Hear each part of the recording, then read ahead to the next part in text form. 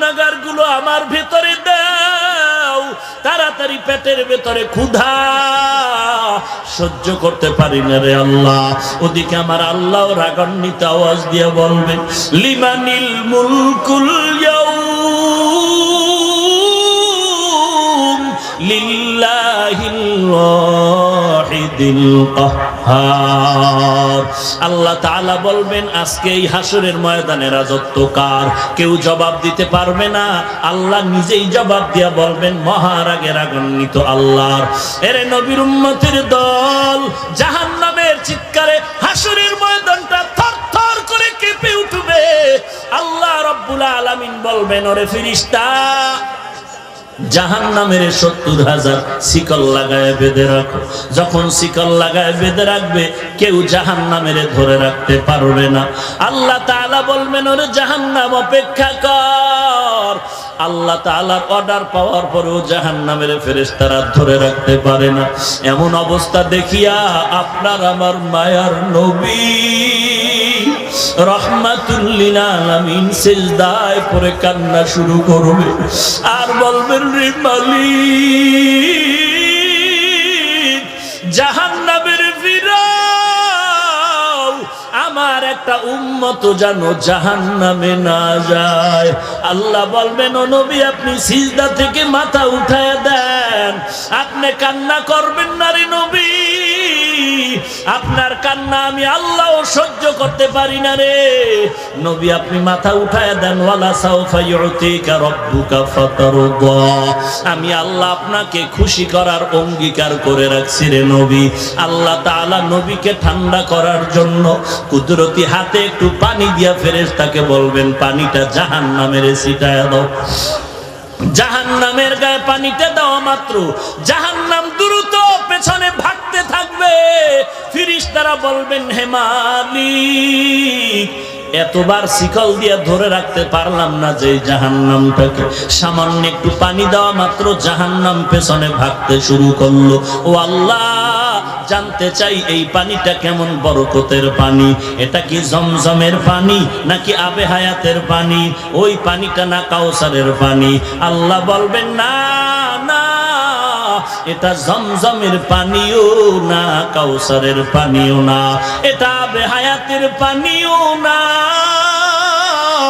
এই পানি আমার দুনিয়াতে গুনাহগার উম্মতের চোখের পানি।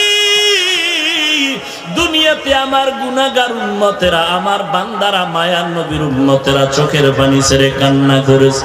এরে যুবক, দুনিয়াটা কিছুই না, চোখ দুটো বন্ধ করে দেখ, দুনিয়ার কত আপনজন আজকে বিদায় হয়ে গেল। চেষ্টা করতে করতে এক সময় দেখবা আল্লাহর মারিফতের দরজা তোমার সামনে ওপেন হয়ে আছে।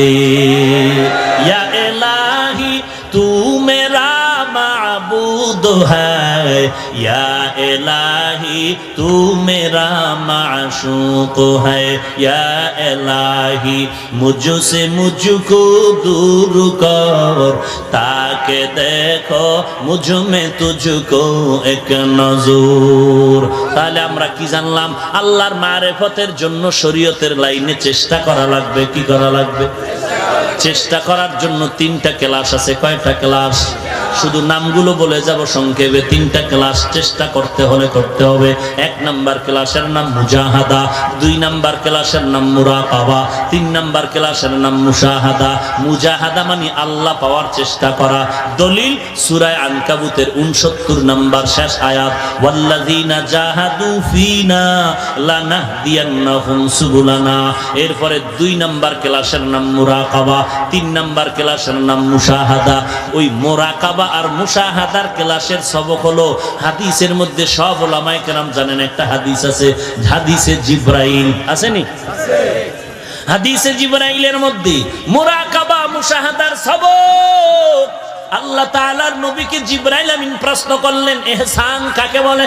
আল্লাহর নবী জবাব দিলেন, আনতা আবুদাল্লাহ কাআন্নাকা তারা ফা ইল্লাম তাকুন তারা ফা ইন্নাহু ইয়ারা। হাদিসে জিবরাইলের মধ্যে ইহসানের জবাব দিয়ে বলেন, আল্লাহর নবী বলেন, ইহসান কাকে বলে? বান্দা তুমি আল্লাহর ইবাদত এমন ভাবে করবা যেন তুমি আল্লাহকে দেখতে পাও। যদি আল্লাহকে দেখতে না পাও, এমন নিয়তে আল্লাহর ইবাদতের দরজায় দাঁড়াও যেন আমাকে দেখতেছে।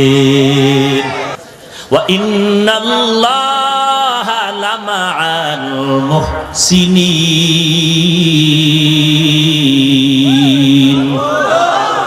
মুহসিন কারা? যাদের মধ্যে ইহসান থাকে। ইহসান কাকে বলে? যেই বান্দা আল্লাহকে দেখে ইবাদত করে অথবা আল্লাহ দেখতেছেন মনে করে ইবাদত করে, এ হলো মুহসিন। আর মুহসিনের সাথে কে আছেন? কথা বলেন না কেন? তাহলে চেষ্টার সবক ক্লাস তিনটা: মুজাহাদা, মুরাকাবা, মুশাহাদা। মুজাহাদা হলো ওয়াল্লাযিনা জাহাদু ফিনা লানাহদিয়ান্নাহুম সুবুলানা। মুরাকাবা, মুশাহাদার সবক ওয়া ইন্নাল্লাহা লামাআল মুহসিনিন। একই আয়াতে তিনটার সবক আছে। আর এই তিন ক্লাসে বান্দা যদি কামিয়াব হতে চায়, তিনটা গুণ লাগবে। কয়টা গুণ লাগবে?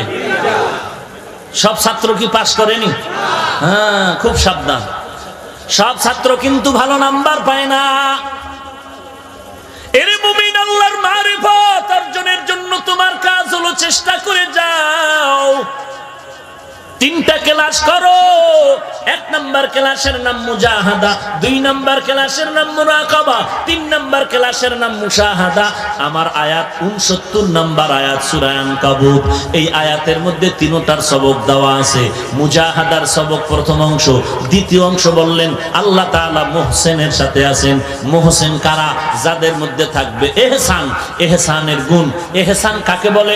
হাদিসে জিবরাইলের মধ্যে আছে, যারা আল্লাহকে দেখে দেখে ইবাদত করে অথবা আল্লাহ দেখেন মনে করে ইবাদত করে, এরা হলো মুহসিন।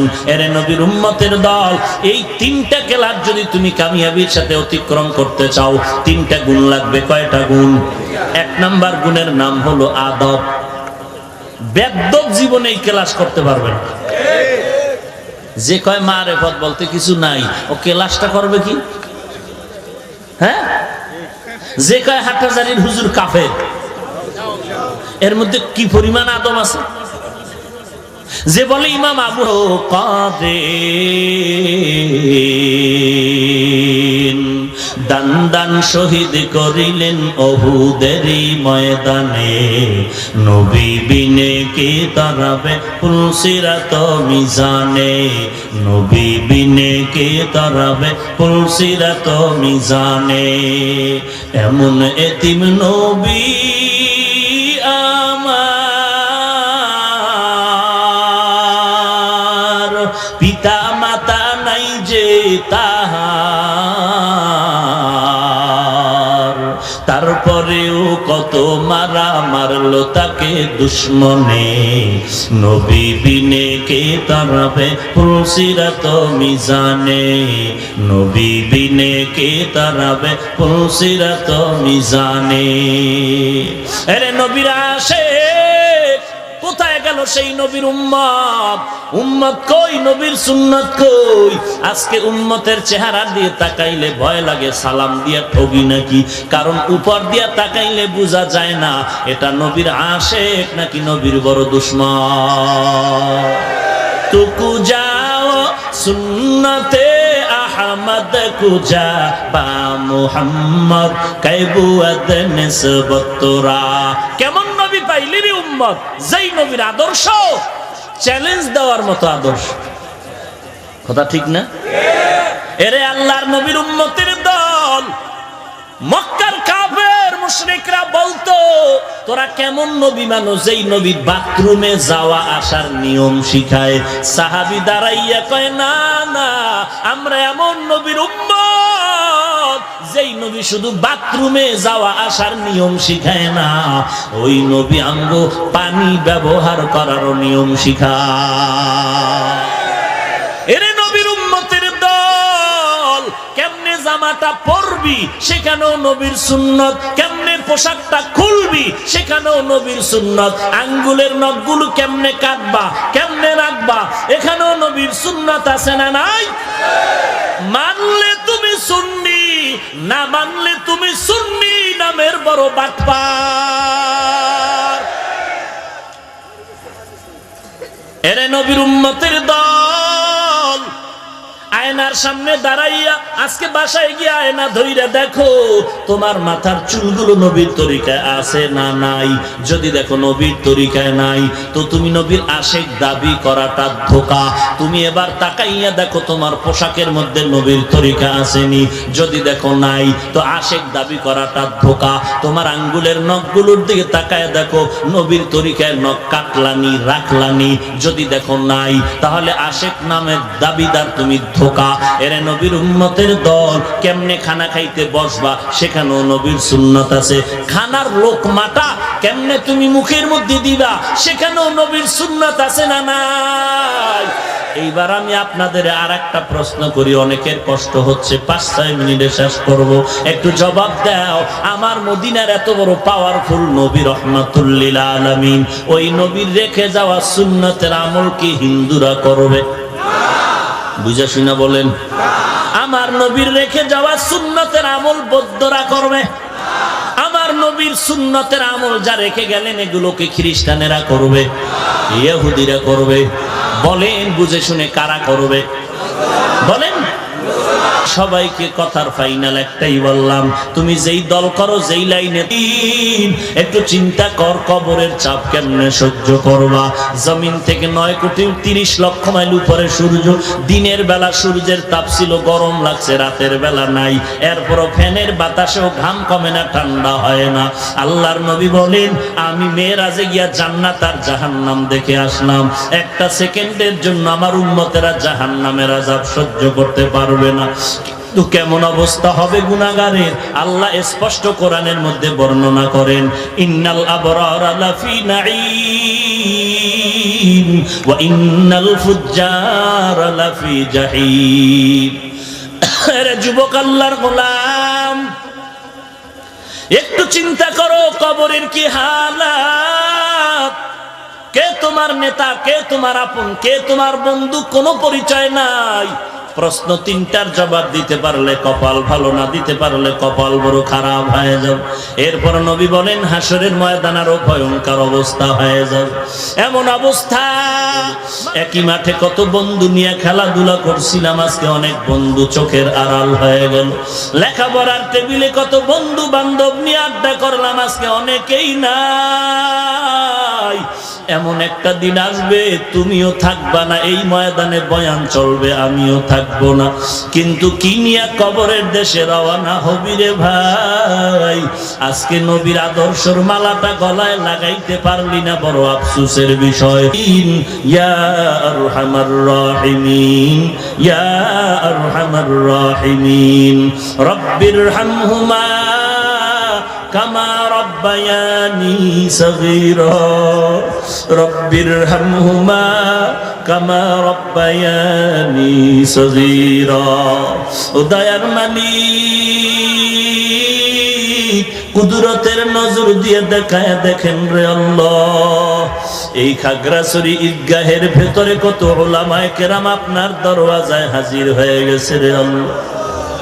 আয় আল্লাহ, কত সাদা দাড়িওয়ালা হাজী সাহেব, কত ব্যবসায়ী, কত চাকরিজীবী, কত শ্রমিক, কত ড্রাইভার, কত কলিজার টুকরা যুবকেরা হাত তুলেছে, কত ছাত্র ভাই, কত ছোট ছোট বাচ্চা, পর্দার আড়ালে না জানি কত মা বোনের আপনার দরজায় হাত তুলেছে। ও আল্লাহ, টাকা চাই না, বাড়ি চাই না, জাহান্নাম থেকে আমরা সবাই মুক্তি চাই।